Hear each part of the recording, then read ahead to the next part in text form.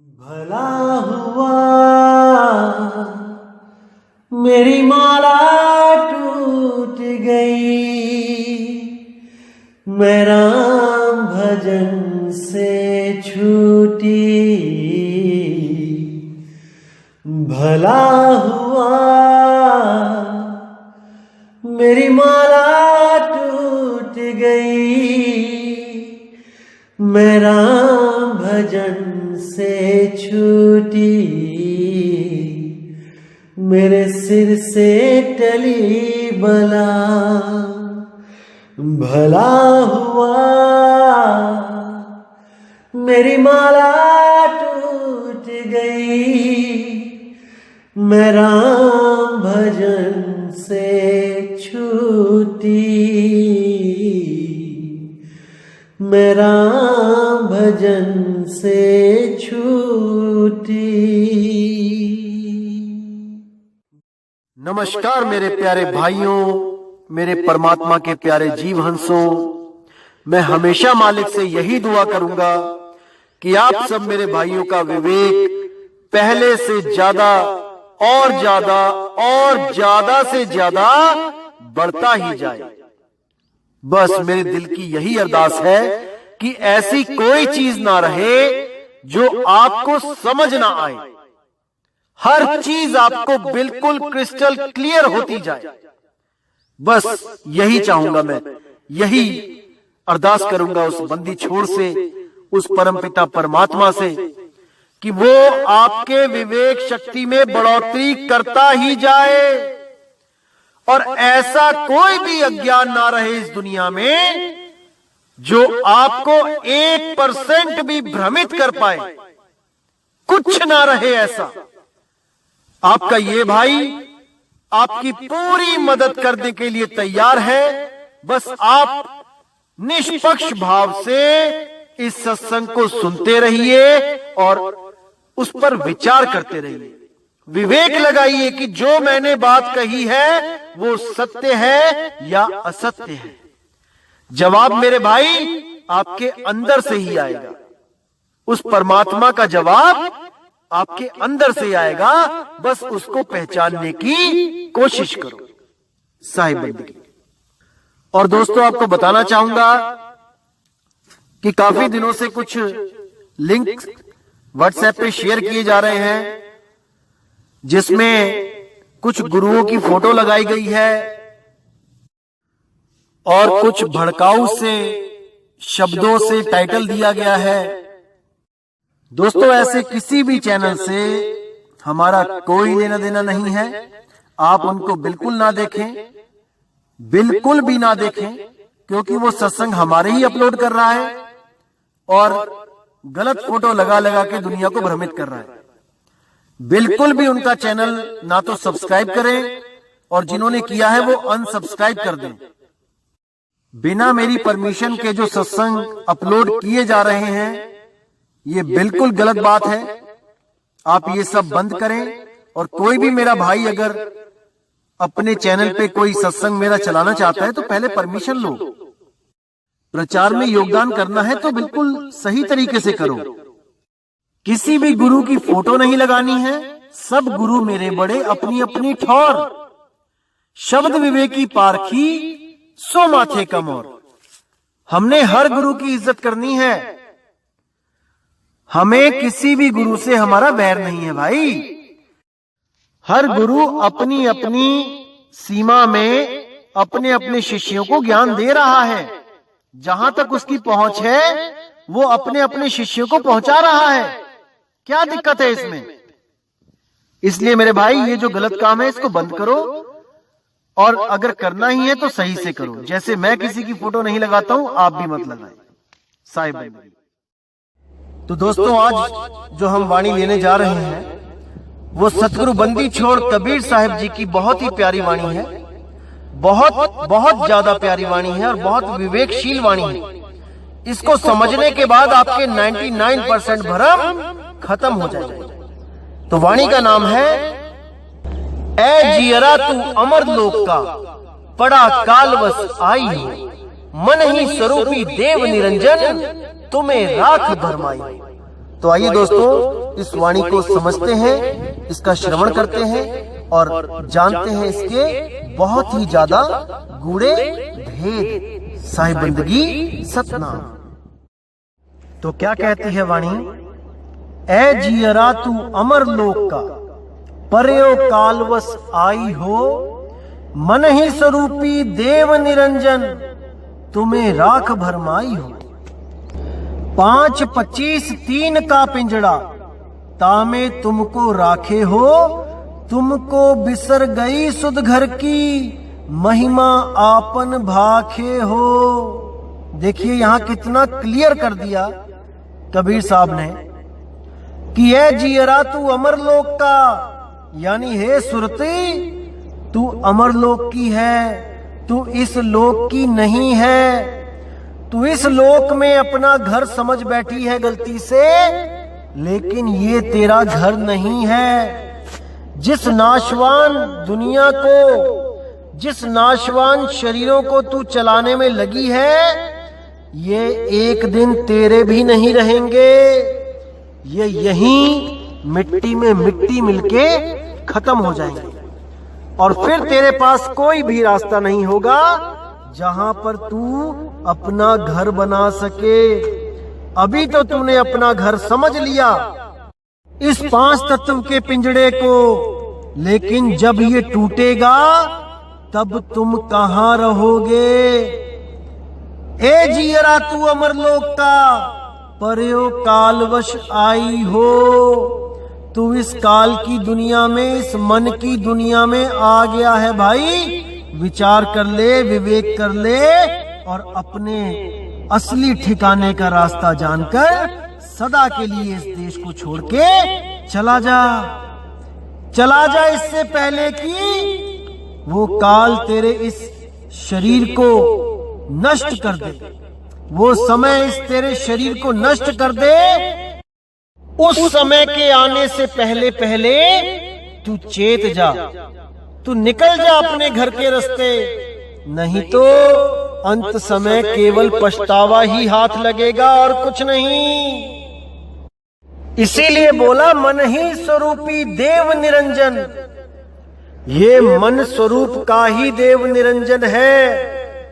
कुछ लोगों को भ्रम रहता है कि देव निरंजन यानी काल भगवान कुछ और है और मन कुछ और है, यानी मन उसका कोई एक एजेंट है। अरे नहीं भाई, मन ही काल है।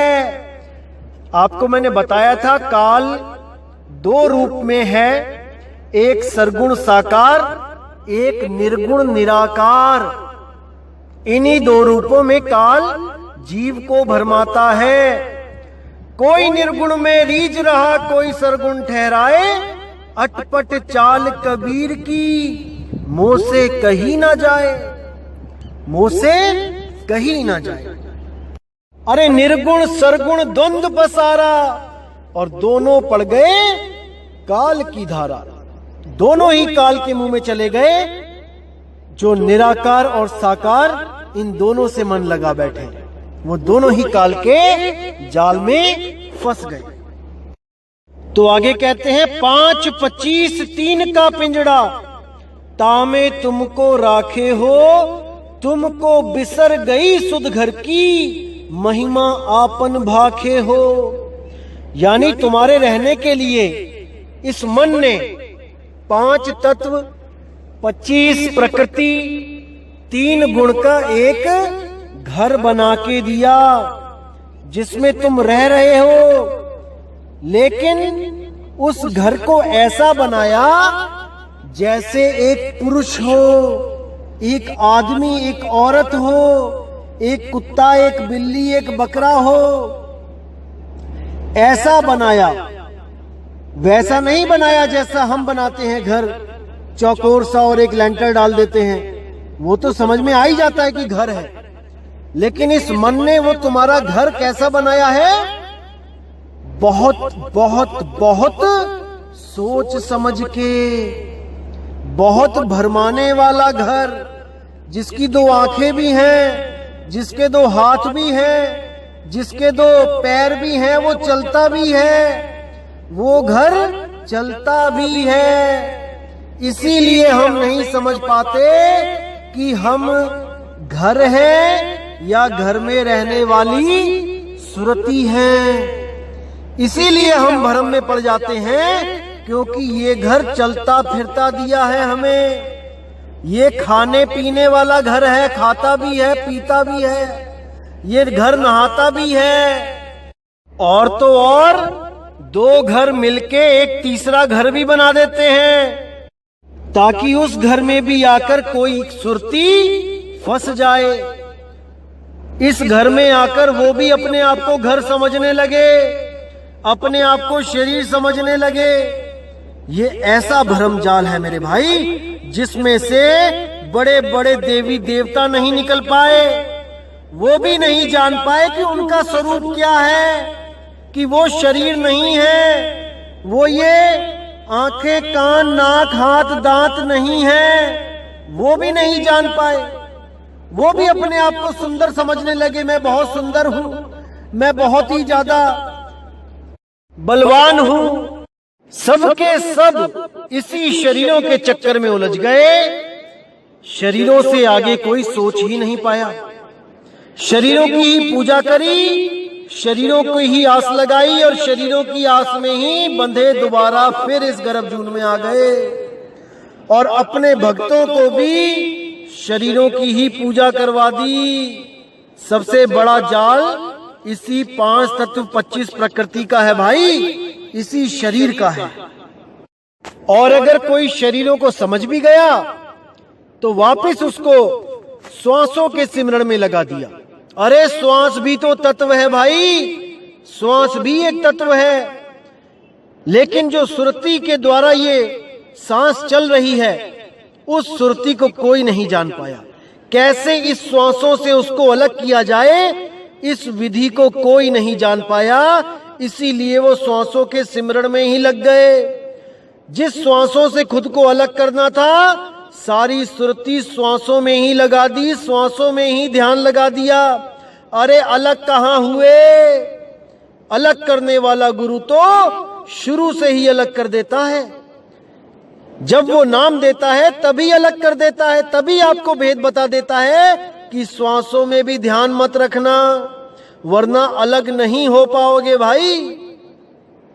इसीलिए ये श्वासों का जाप करने वाले हमारी खिलाफत करते हैं, क्योंकि इनका जाल टूट चुका है।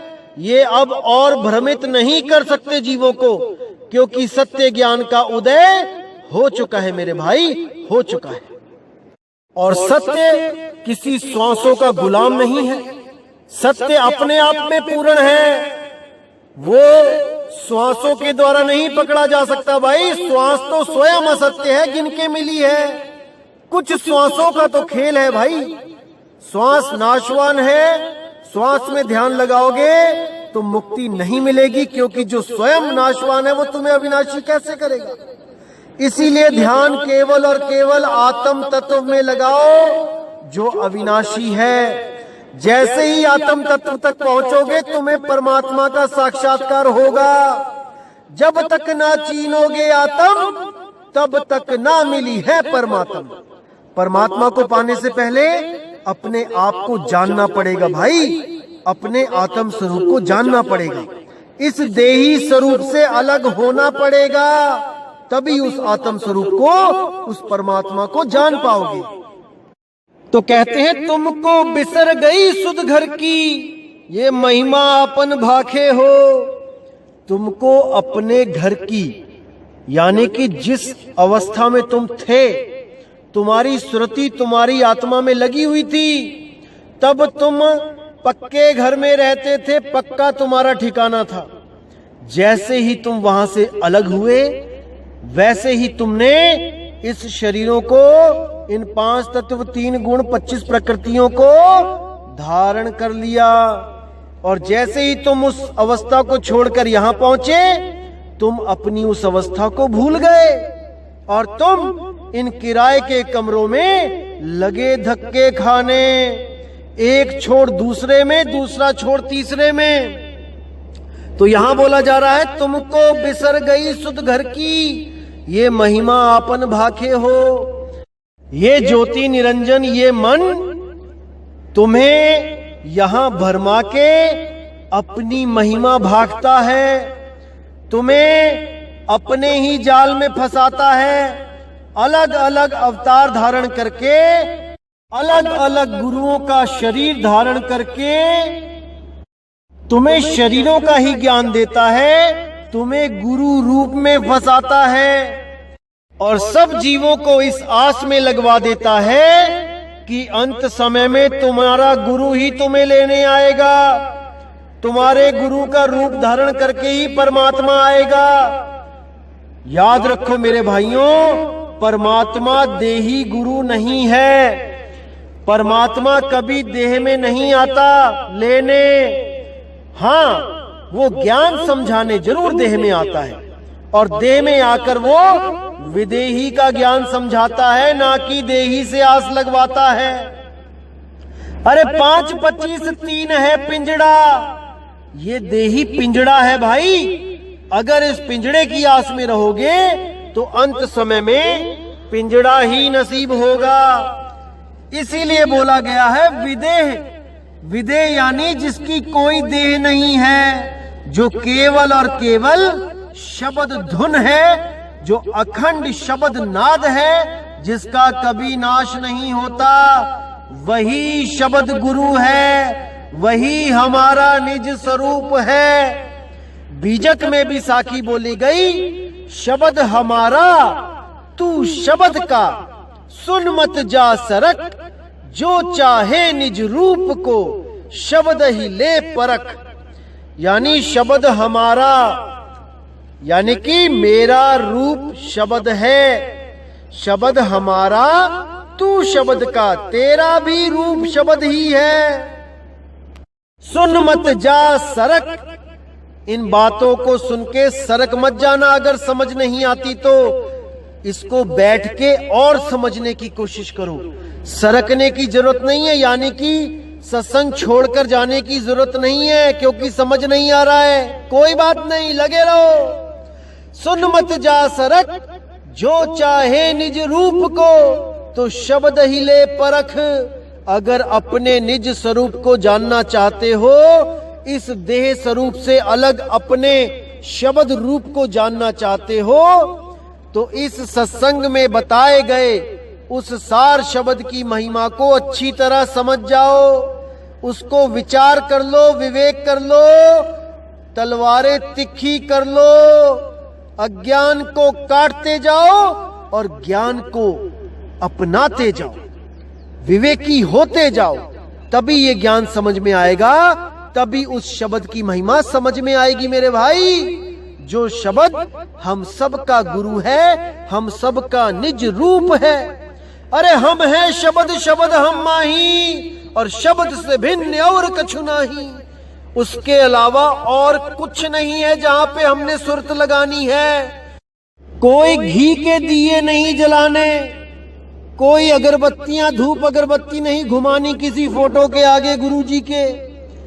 ऐसा कोई काम नहीं करना जहां पे हमारी सुरत फंस जाए। केवल और केवल निज रूप में सुरती को संभालना है भाई, आठों पहर, तब बात बनेगी। अगर नहीं कर पाते हो तो कोई बात नहीं, लगे रहो, धीरे धीरे रे मना धीरे सब कुछ होए। माली सींचे 100 घड़ा, ऋतु आए फल होए। अरे शुरुआत तो करो, धीरे धीरे होता जाएगा अपने आप। एकदम नहीं छूटेगा सब कुछ, धीरे धीरे होगा, लेकिन शुरुआत करोगे भाई तभी होगा, बातों से नहीं होगा। अब कहते हैं निराकार निर्गुण है माया, तुमको नाच नचावे हो, चरम दृष्टि का कुल्फा देके 84 भरमावे हो। 4 वेद जाकी है श्वासा, ब्रह्मा स्तुति गाई हो, सो कति ब्रह्मा जगत भुलाई, ते ही मार्ग सब जाई हो। अब कितना साफ कर दिया यहाँ पे कि निराकार निर्गुण है माया, कि जो भी गुरु आपको निराकार परमात्मा से, निर्गुण परमात्मा से जोड़ता है, वो आपको माया से ही जोड़ रहा है। जो भी ये कह रहा है कि परमात्मा साकार नहीं निराकार है, वो असल में माया द्वारा भ्रमित कर दिया गया है। वो खुद भी नहीं जान पा रहा है और वो आपको भी गलत दिशा में लेके जा रहा है। इसीलिए बोला गया है, निर्गुण सरगुण दोनों से न्यारा, जानेगा कोई जाननहारा। तो यहां पे साफ क्लियर कर दिया कि निराकार निर्गुण है माया, तुमको नाच नचावे हो। यही जो दो हाथों के बीच में जो निराकार तत्व दिखाई देता है, यही निराकार माया है, यही काल है, यही आकाश रूप है जो सब ब्रह्मांड में व्याप्त है। इसी के द्वारा बाकी तत्व पैदा होते हैं और इसी में लय हो जाते हैं। यही है वो ज्योति निरंजन का स्वरूप, विराट स्वरूप। इसी से बचना है भाई, तभी बात बनेगी। आगे कहते हैं, चरम दृष्टि का कुल्फा देके 84 भरमावे हो। हमारा जो प्रेम है, जो ध्यान है, इस चमड़ी से ही करवा दिया गया है। सारा प्यार हमने इस चमड़ी से ही कर लिया है और इसी चमड़ी की वजह से हम बार बार 84 में भटकते हैं। हम अपने भाई बहन को चमड़ा समझ रहे हैं, अपने माँ बाप को चमड़ा समझते हैं, अपनी बीवी को चमड़ा समझते हैं। चमड़ा देख के ही पहचानते हैं कि ये मेरा पिता है, ये मेरी माता है, जबकि ये सब एक घर है। इन घरों में रहने वाला जीव अविनाशी है। वो सूरत अविनाशी है, उसको केवल उसके ठिकाने का नहीं पता लग रहा, इसलिए इन घरों में भरमती फिर रही है, इन घरों को चलाती फिर रही है। और हम नहीं समझ पा रहे हैं कि ये हमारे माँ बाप, हमारे भाई बहन, हमारी बीवी है, कि ये उस जीव के रहने के लिए बनाया हुआ एक 5 तत्व का घर है। हम इसी को नहीं समझ पा रहे हैं। जिस दिन हम इस बात को समझ गए कि ये शरीर एक घर है, मेरे माता पिता, मेरे भाई बहन, मेरे यार दोस्त तो इस शरीर में रहने वाले एक जीव हैं, ये शरीर नहीं है, उस दिन हमारा 90% मोह दूर हो जाएगा। क्योंकि कोई भी दुख आता है तो ये शरीर रोने लग जाता है। इस शरीर की शक्ल ऐसी बनाई गई है कि हमें इससे मोह हो गया है। हम इस घर को रोता नहीं देख सकते, हम इस घर को रोता नहीं देख सकते, क्योंकि हम ये मान बैठते हैं कि मेरा भाई रो रहा है, मेरी बहन रो रही है, मेरे माँ बाप रो रहे हैं। जबकि रो कौन रहा है? ये शरीर रो रहा है, मन रो रहा है। अरे वो सुरती तो रोने हंसने से न्यारी है, उसको कोई दुख नहीं होता, उसको तो दुख करवाया जा रहा है, उसको भ्रम में डाला जा रहा है। क्योंकि ये रोने धोने का नाटक ये मन कर रहा है, ये जीने मरने का नाटक ये मन कर रहा है। सुरती तो जीने मरने से भी न्यारी है, वो अजर अमर अविनाशी है, बस अपने घर का रास्ता भूल गई है। आगे कहते हैं, 4 वेद जाकी है श्वासा, ब्रह्मा स्तुति गाई हो, सो कति ब्रह्मा जगत भुलाई, तेही मार्ग सब जाई हो। जितने भी ये वेद हैं, चारों वेद, ये उस काल निरंजन मन की श्वासा है, उसकी श्वासों से प्रकट हुए हैं वेद। ब्रह्मा स्तुति गाए हो, और ब्रह्मा ने उस वेदों की इतनी स्तुति गाई, इतनी महिमा गाई कि सारी दुनिया उसी वेदों के चक्कर में उलझ गई। सो कति ब्रह्मा जगत भुलाई, तेही मार्ग सब जाई हो। ब्रह्मा जी के द्वारा जब वेदों का टीका किया गया, उसकी महिमा सुनाई गई, तो सब के सब ऋषि मुनि उसी ब्रह्मा जी के पीछे लग के वेदों का गुणगान गाते हुए वेदों के द्वारा बताई गई साधना करने लगे, और सब के सब उस ओंकार को मानकर भ्रमित हो गए, अपने निज स्वरूप को ना जान पाए और उस पंचअक्षरी मंत्र को सत्य मानकर उसकी साधना में लीन रहे। तो साहिब कहते, ओंकार है वेद का मूला, ओमकार में सग जग भूला, ओमकार जो वेद बखाने, सोई काल कोई मर्म ना जाने। वो कोई नहीं जान पाया कि ये ओमकार ही काल है। और इसी काल से बचाने के लिए कबीर साहब जी ने 5वां वेद प्रकट किया, जिसको स्वसम वेद कहते हैं। स्वसम वेद का मतलब है कबीर वाणी, ना कि कोई अपने अलग से ग्रंथ बना के बैठ जाए, कबीर वाणी में से दोहे निकाल निकाल कर मनमुखी अर्थ करके बना के बैठ जाएं कि ये भी स्वसम वेद है। अरे नहीं भाई, कबीर वाणी ही स्वसम वेद है और कोई ग्रंथ नहीं, जिसको सूक्ष्म वेद भी कहा गया है और सूक्ष्म भेद भी बोला गया है।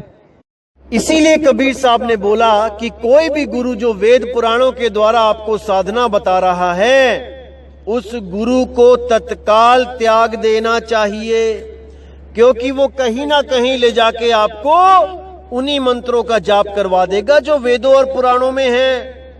वो उस सार शब्द का भेद नहीं जान सकता जो केवल और केवल मेरे द्वारा ही बताया जाता है, ना कि किसी ग्रंथ में, किन्हीं किताबों में वो लिखा हुआ है।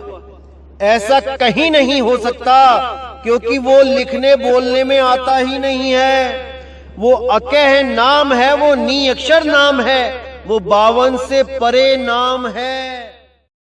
तो आगे साहिब कहते हैं, जोग जाप नेम व्रत पूजा बहु पर पंच अपारा हो, जैसे बदिक ओट टाटी के दे विश्वास आहारा हो। सतगुरु पीव जीव के रक्षक, तासे करो मिलाना हो, जिनके मिले परम सुख उपजे, पावो पद निर्वाणा हो।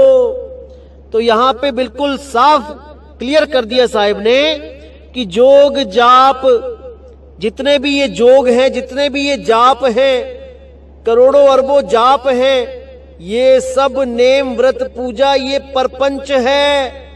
इस प्रपंच में नहीं फंसना। कोई गुरु आपको जाप देता है, नहीं जपना।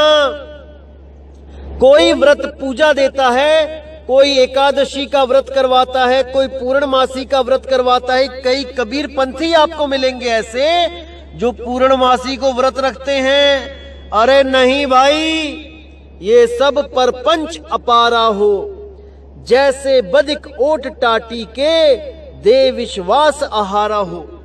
जैसे शिकारी हिरन को पकड़ने के लिए एक नगाड़ा बजाता है और उसके पीछे छुप जाता है, तो हिरन उस निगाड़े को सुनता सुनता जब उसके पास आ जाता है मगन होके, तब वही बहेलिया उस हिरन को मार देता है। इसी तरह ये नित्य नेम, जितने भी ये पूजा पाठ जाप हैं, ये सब झूठी आशा है भाई। ये उस शिकारी की तरह आनंद देते हैं पहले जीव को, और अंत समय में उसको धराशायी कर देते हैं, उसको 84 में डाल देते हैं। तो मेरे भाई बच के रहना है ऐसे गुरुओं से। तो आगे क्या कहते हैं, सतगुरु पीव जीव के रक्षक, तासे करो मिलाना हो, जिनके मिले परम सुख उपजे, पावो पद निर्वाणा हो। अरे सतगुरु पीव हैं, उस जीव के रक्षक हैं।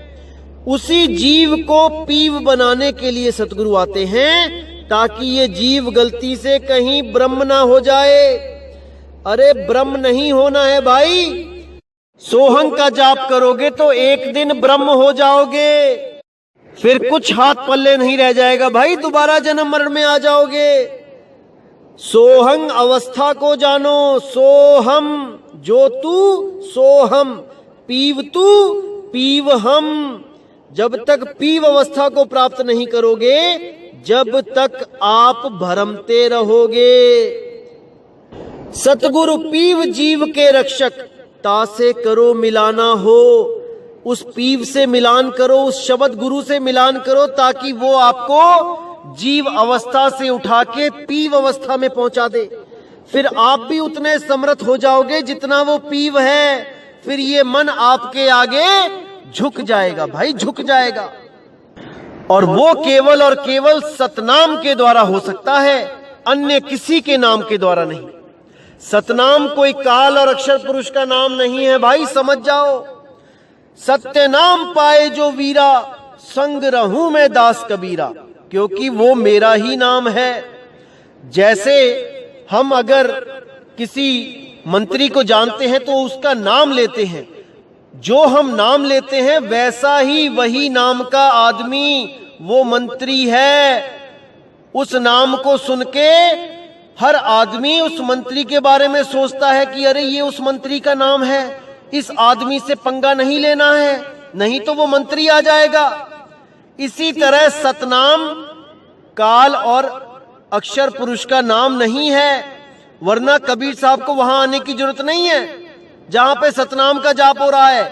जिसका जाप हो रहा है वो आके बचाए आपको, लेकिन नहीं, कबीर साहब कहते हैं सत्य नाम पाए जो वीरा, संग रहूं मैं दास कबीरा, क्योंकि मेरा ही नाम सत्य नाम है।